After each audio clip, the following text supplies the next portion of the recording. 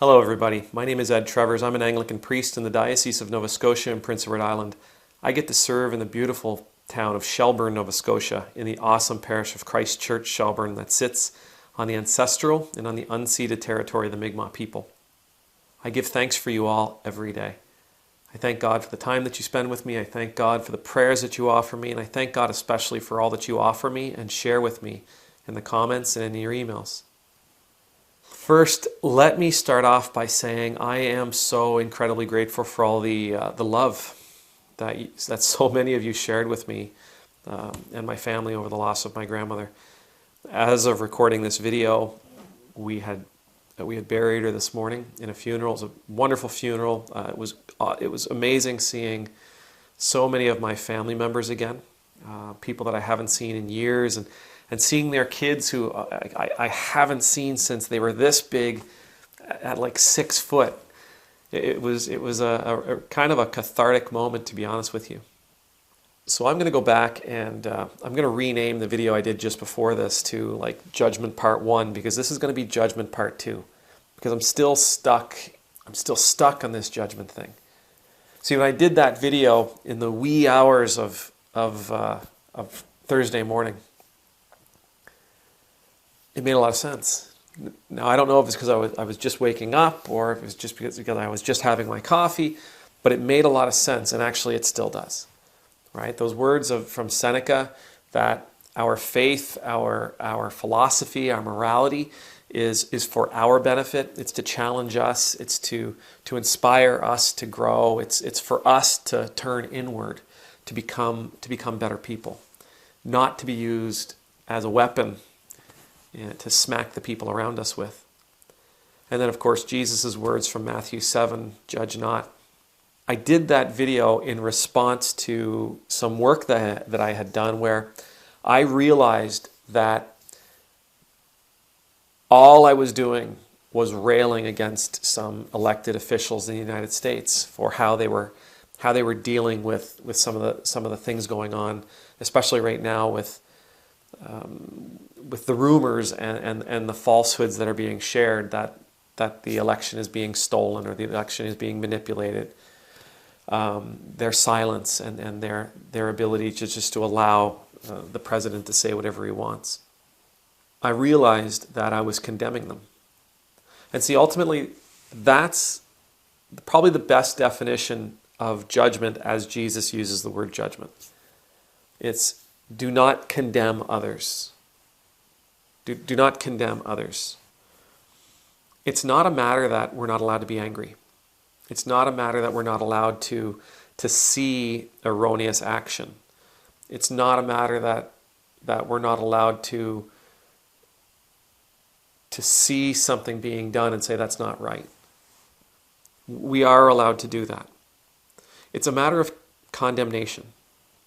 And when I did that video, that's exactly what I was doing. I was condemning two people without knowing them, without knowing them to any depth. I was condemning two people because of a very shallow amount of information that I had, and then applying my own morality to it, my own faith to it, my own life philosophy to it. I had something happen to me today after the funeral, and it was really, I'm fuming over it. Right? I'm sure there's lots of Mr. Rogers jokes coming and Bob Rossi jokes coming, because this is me fuming. And of course, my words echo through my brain, right? Those words that I said to you in that last video echo through my brain. I'm going, okay, Lord, and God does. God has a wonderful sense of humor by times. And I'm thinking to myself, okay, so here I am. I just did a video on this, and now you're putting me in this situation. And so I really did some soul searching on it again. And ultimately, it does come down to that idea of condemnation. I'm really upset by something that I experienced. I'm really upset by it because what is taking place is actually harming people. I'm really upset by it because those who are sort of in the mix should know better. And so, how do I judge? How do I approach them in a way that is not judging? Well, I don't want to condemn them. And that ultimately is the first step. Right? If I want to condemn them and cut them loose and cut them out of my life and be rid of them and send them off to where they'll be weeping and gnashing of teeth, that would be me judging them. And so I have to set that aside because I don't like the behavior. I see the behavior as destructive. I know the behavior to be destructive. I have the means. Therefore, I have the responsibility. So going forward, yes, something needs to be done. Yes, I need to do it. No, this isn't the same as judgment. Because ultimately, what I want is not that these people be condemned, but rather they shift. I want to offer a corrective experience. I want to offer an alternative course of action. I want to offer an alternative habit, pattern of behavior. What currently is unhealthy. But that doesn't mean the people who are doing it aren't worth the effort. It doesn't mean that the people who are doing it can't live life differently. It doesn't mean that the people who are doing it are lost forever. Now, when I say that, I also realize that it's entirely possible that there's some arrogance sort of exuding from me. But that's not my intent. And I'm never going to say, and you need to do it my way. I'm simply going to show them the consequences of the behaviors. Show them how I see it's impacting them and the people around them and the world around them all. They may choose not to follow, in which case that's on them. But I've done my part. I've shared my piece. So in the comments, someone said that they didn't agree with me on this video, and I completely understand why. We are allowed to be angry. We are allowed to want change in people's behaviors and in processes and in methods. We are allowed to offer and to desire alternative courses of action. We are allowed to see something as being wrong. And those words from Jesus in Matthew chapter 7 comes down to condemnation. Please don't condemn one another. Instruct one another. Teach one another. Show one another. Demonstrate to one another. These actions change people. They help people to grow.